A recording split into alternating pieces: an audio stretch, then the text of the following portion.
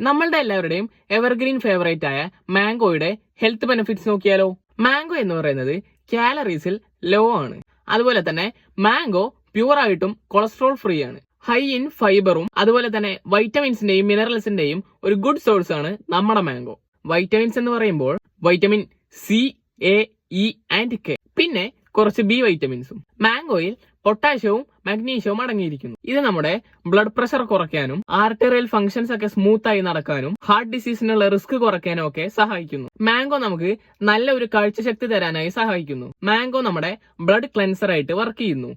രക്തമൊക്കെ ശുദ്ധീകരിക്കാനായി ഒരു പങ്ക് വഹിക്കുന്നുണ്ട്. ഡൈജഷന്റെ ഇഷ്യൂ ഒക്കെ ഉണ്ടെങ്കിൽ അത് മാറ്റാനായി മാംഗോ സഹായിക്കുന്നു.